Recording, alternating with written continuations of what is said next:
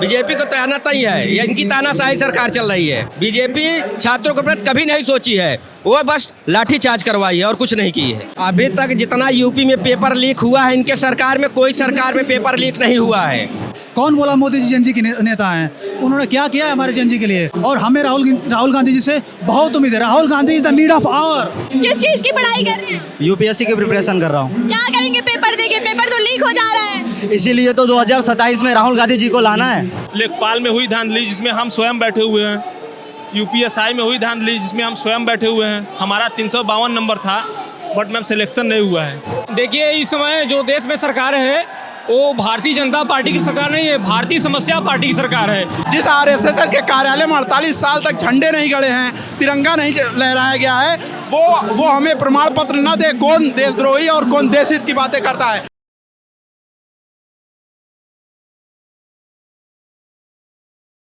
नमस्कार, मेरा नाम है कीर्ति और इस वक्त हम मौजूद हैं प्रयागराज के उस जगह पर जहां पर छात्रों की आवाज को बुलंद करने का काम किया जा रहा है। स्टूडेंट्स खड़े हुए हैं, आप लोग यहाँ पर आए हैं छात्रों के गूंज कार्यक्रम में, तो क्या लगता है आपको आपकी आवाज यहाँ पर सुनी जाएगी?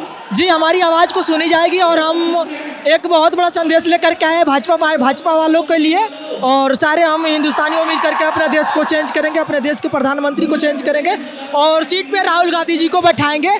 देश के जो हमारे प्रधानमंत्री के सीट पे बैठे हुए चोरों लोगों ने प्रधानमंत्री के रूप में नरेंद्र मोदी बैठे हुए हैं, उनको हटाने का काम करेंगे और अपने गद्दी पे हम अपना मनपसंद प्रधानमंत्री चुनेंगे जिसके नाम राहुल गांधी होगा।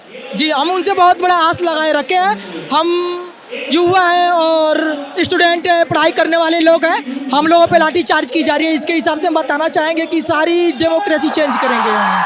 जी मैम। अच्छा, क्या लगता है आपको राहुल गांधी एक बेहतर प्रधानमंत्री बन सकते हैं? जी, आने वाले समय में हम अपने राहुल गांधी को अच्छे प्रधानमंत्री के रूप में, विश्व का सबसे अच्छा प्रधानमंत्री के रूप में देखना चाहेंगे। ये छात्रों की लड़ाई है एक, ठीक, जो कि तानाशाही बीजेपी की हमेशा तानाशाही चल रही है, बराबर तानाशाही बीजेपी की चल रही है। बीजेपी तो कहती है लोकतंत्र का राज है। कोई नहीं राज्य है, इस बार उनको जाना तय है। 2027 में ये चले जाएंगे। बीजेपी को तो आना तय है, ये इनकी तानाशाही सरकार चल रही है।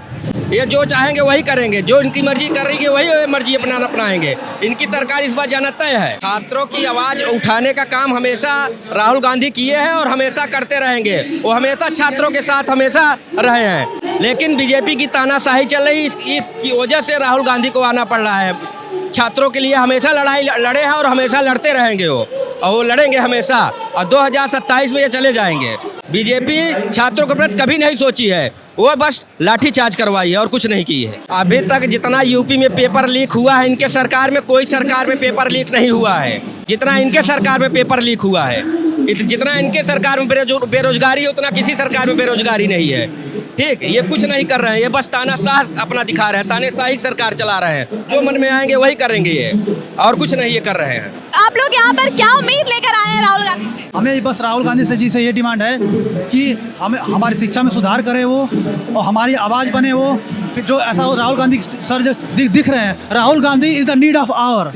वो अभी इस देश की ज़रूरत है। हम मोदी जी से उब चुके हैं, हमें मोदी नहीं चाहिए। अब हमें राहुल गांधी जी एक अच्छे नेता की तरफ हम देख रहे हैं, उनको 2029 में प्रधानमंत्री के रूप में देख रहे हैं, और हमारे शिक्षा सुधार के लिए हम सिर्फ उन्हीं को देख पा रहे हैं। अच्छा, क्या ऐसी खूबियाँ हैं जिसको लेकर के आप राहुल गांधी को प्रधानमंत्री बनाना चाहते हैं? क्योंकि कहते हैं कि जो प्रधानमंत्री मोदी है वो भी जेएनजी के फेवरेट नेता है, वो भी बहुत अच्छे प्रधानमंत्री है, फिर आपको बदलना क्यों पड़ रहा है? कौन बोला मोदी जी जेएनजी के नेता हैं? उन्होंने क्या किया है हमारे जेएनजी के लिए? लेकिन जो हमारी आवाज़, जो यूथ की आवाज़ है, असली आवाज़ कौन उठा रहा है? राहुल गांधी जी उठा रहे हैं। हमारी बेरोजगार, हमारी पेपर लीक, हमारे जो पेपर जो एग्ज़ाम में जो अच्छे से एग्ज़ाम नहीं हो पा रहे हैं, उनके खिलाफ कौन बोल रहा है? राहुल गांधी जी बोल रहे हैं। और जो कि हमें एक युवा सोच चाहिए, युवा प्रधानमंत्री चाहिए जो हमारी तरह बात करता हो, हमारे लिए बात करता हो, जेएनजी की बातें करता हो। अभी यहाँ पे मोदी जी की आवाज़ पे हमारी आवाज़ उठाने के लिए राहुल गांधी जी बैठे थे, उनको ज़बरदस्ती उठा के ले गया। अगर वो मोदी हमारे जेएनजी के खिलाफ सुनता तो राहुल गांधी जी को ऐसे बुरी तरह नहीं उठा के लेके जाता। हमें पॉलिटिक्स से ही अच्छे लोगों को निकाल के आना चाहिए, और राहुल गांधी जी बहुत अच्छे तरीके से बहुत अच्छी राजनीति कर रहे हैं, और हमें राहुल गांधी जी से बहुत उम्मीद है। Rahul Gandhi is the need of hour. क्या लगता है राहुल गांधी प्रधानमंत्री बनेंगे? श्योर 110%। किस चीज की पढ़ाई कर रहे हैं? यूपीएससी की प्रिपरेशन कर रहा हूँ। क्या करेंगे पेपर देके? पेपर तो लीक हो जा रहा है। इसीलिए तो 2027 में राहुल गांधी जी को लाना है। क्या लगता है वो छात्रों की आवाज को सुनते हैं, उन्हें समझते हैं? हाँ, जब से मैं पॉलिटिक्स के बारे में थोड़ा बहुत जानने लायक हुआ हूँ, मैंने राहुल गांधी जी को देखा है, कभी भी उन्होंने जाति धर्म पे कभी भी डिबेट नहीं किया है। वो हमेशा एजुकेशन पे बात करते हैं, गरीब लोगों की बात करते हैं, अनएम्प्लॉयमेंट की बात करते हैं। उनको मैंने कभी भी आज तक जाति पे, धर्म पे, इन सब पे बात करते हुए नहीं देखा है। तो मुझे श्योर लगता है अगर राहुल गांधी जी जीतेंगे और देश के प्रधानमंत्री बनेंगे तो वो देश के युवाओं के लिए और स्टूडेंट के लिए ज़रूर कुछ करेंगे। अच्छा, क्या लगता है आपको कि जिस तरह से बीजेपी राजनीति कर रही है, ये आने वाले समय में इनका क्या भविष्य है? आप कह रही हैं आने वाले समय में तो बीजेपी रहेगी ही नहीं। बीजेपी का जाने वाली है। अब 2027 में जो इलेक्शंस होंगे उसमें राहुल गांधी जी बहुत भारी बहुमत से जीतेंगे और उसमें सबसे बड़ा हाथ हम जैसे स्टूडेंट का रहेगा और राहुल गांधी जी श्योर जीतेंगे।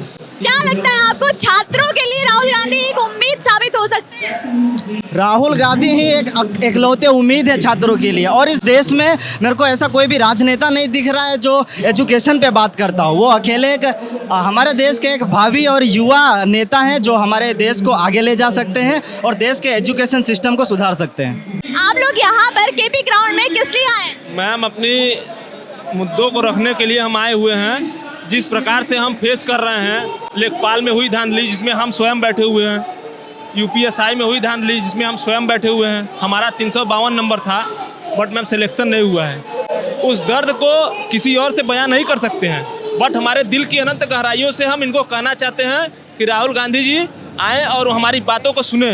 देखिए, इस समय जो देश में सरकार है वो भारतीय जनता पार्टी की सरकार नहीं है, भारतीय समस्या पार्टी की सरकार है। इस समय देश में तमाम प्रकार की समस्याएं हैं, लेकिन मुख्य रूप से हमारे देश के नेता माननीय राहुल गांधी जी छात्रों के लिए आ रहे हैं। जैसे कि पेपर लीक, बढ़ती में जो है स्कूलों का फीस और निजीकरण के विरोध में वो आए हैं। छात्रों की गुस्सा को दबाने के लिए आए हैं, उनकी समस्या को सुलझाने के लिए आए हैं, उन्हें नौकरी दिलाने के लिए आए हैं, ताकि देश की जो समस्या का जड़ है मुख्य रूप से हुआ उनको रोजगार मिले। इसलिए यहाँ पे आ रहे हैं। आज कार्यक्रम रखा गया है। जी, सत्ता में लोग बैठे हुए एकदम पूरी तरह से अयोग्य हैं और फेल है। इनके बच्चे विदेशों में पढ़ रहे हैं और यहाँ के लोगों को धर्म का झंडा लगा करके हनुमान जी को जैसे देवता को, हिंदू धर्म के जो महान देवता है उनको आगे आगे नचा रहे हैं। ये लोग कुछ करने वाले नहीं है। जब तक कांग्रेस सरकार नहीं आएगी, राहुल गांधी जी इस देश के प्राइम मिनिस्टर नहीं बनेंगे, इस देश की समस्या का जड़ समाप्त होने वाला नहीं है। इस देश की समस्या का जड़ मुख्य रूप से नरेंद्र मोदी है, न कि शिक्षा मंत्री है, न कि गृह मंत्री है, कोई नहीं है। यही मामला है। अक्सर राहुल गांधी को भारत विरोधी कहा जाता है, लेकिन सबसे ज्यादा जो योगदान रहा है देखा जाए तो राहुल गांधी के परिवार का रहा है। राजीव गांधी हो गए, इंदिरा गांधी हो गई, मतलब उनके लगातार उनके परिवार ने देश के लिए बलिदान दिया है, फिर भी उनके लिए इस तरह की बातें कही जाती हैं। इस पे क्या?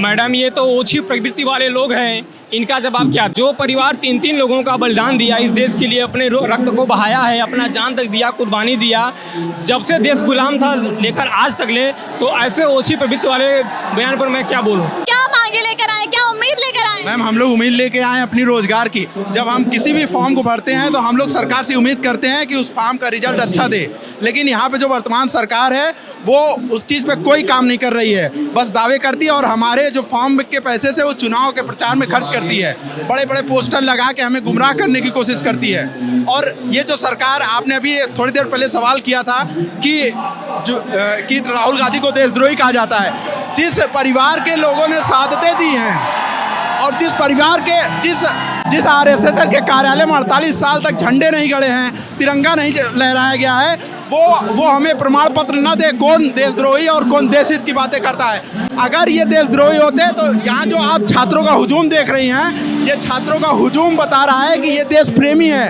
देशद्रोही नहीं। हम देशद्रोही नहीं, हम देश से प्यार करते हैं क्योंकि हम अपने हक की बात करते हैं। हम राम मंदिर और इन सारी चीज़ों को समझते हैं, इसलिए हम देशद्रोही लगते हैं। इनको नज़र आता है कि ये छात्र देशद्रोही क्योंकि अपने हक की बात करते हैं। हम पढ़े लिखे शिक्षित लोग जब रोड पे उतरते हैं तो आवाज़ बन के उतरते हैं। जैसे आपने अभी हाल ही में देखा होगा दिल्ली के जंतर मंतर में सरकार को झुकना पड़ा इन छात्रों के आगे, तो सरकार को ये पता है कि ये छात्र हमें झुका सकते हैं। इसलिए जो छात्र हैं उनके मन में एक उम्मीद है और वो लगातार बदलाव की बात कर रहे हैं कि जो सत्ता में बैठे लोग हैं जिन्हें सुनना चाहिए, जिन्हें छात्रों की आवाज़ सुननी चाहिए, जिन्हें छात्रों के हित में बात करनी चाहिए, वो काम नेता प्रतिपक्ष राहुल गांधी कर रहे हैं। और यहाँ पे देखिए भारी मात्रा में छात्रों का हुजूम है। आप इधर देख सकते हैं। क्यों आए मैम? राहुल गांधी को सुनने के लिए।